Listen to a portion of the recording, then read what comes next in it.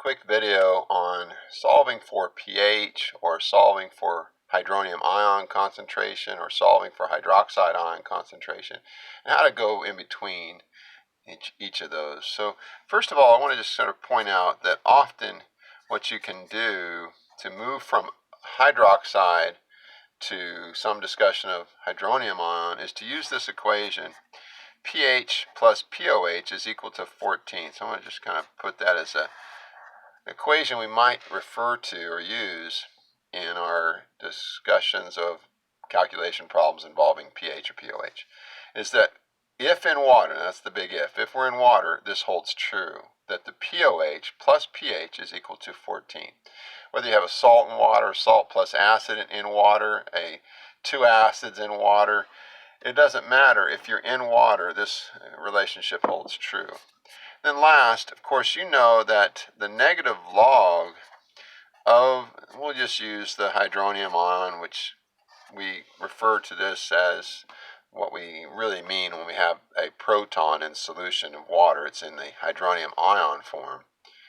But from this, we solve for pH. So we know the negative log of our hydronium ion concentration is pH. And I also want to mention, if we wanted to know POH, we would take the negative log of hydroxide concentration. This brackets means concentration. So it's these two equations that we can use to solve a lot of different problems in acid-base chemistry. So let's do one where, let's say they gave us the hydroxide ion concentration as 1.24 times 10 to the minus 2.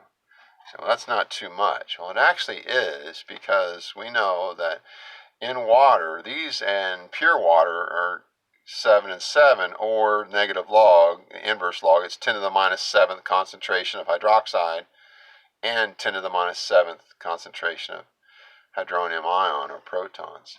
So really, these are pretty high numbers. 10 to the minus 2 seems small, but in terms of acid-base chemistry, concentration-wise of hydroxide, that's pretty high. It's just something to take note of. And let's say we wanted to know what the pH was, and we know hydroxide ion concentration. Well, the first thing you would want to do is to use this type of equation to solve for POH. Because if I could solve for that, then I could find pH. So we're going to have two parts. The first part is to just go ahead and find not hydroxide ion concentration, that's what they gave us, but to take that and determine the POH. So I'm not going to say log of hydronium ion concentration, I want the hydroxide. So 1.24 times 10 to the minus 2 is equal to POH. Just like this equation here is for pH, we can do this for POH. So let's do that. I'm going to get my handy dandy calculator out. And since it's such a small power there, I'm just going to move the decimal point over. I'm going to hit my log function. And if I move the decimal point over 1, 2, I don't need this power anymore. I can say the log of 0.0124, because again, I'm just writing it in a standard notation, not scientific notation.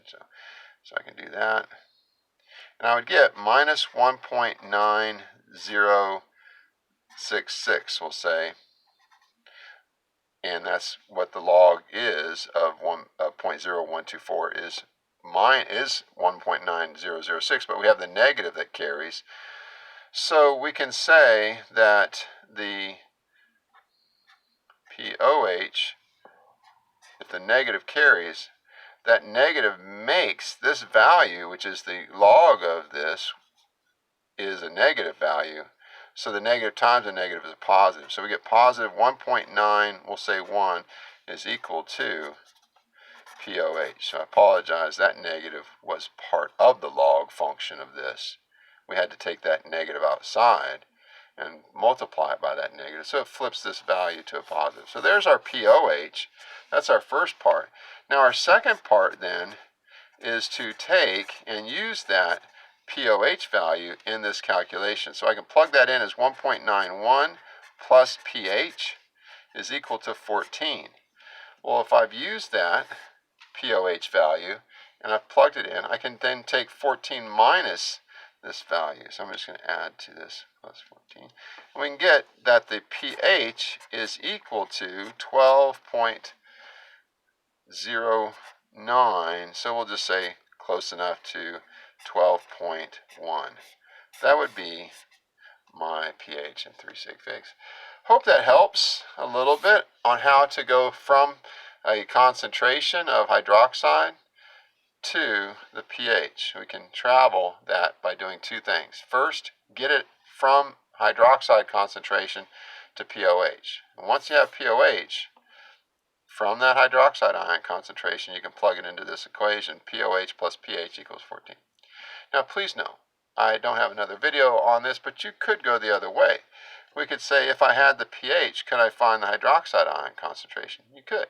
You would say I'd plug that in, find the pOH, and then take the inverse log of your pOH to find hydroxide ion concentration.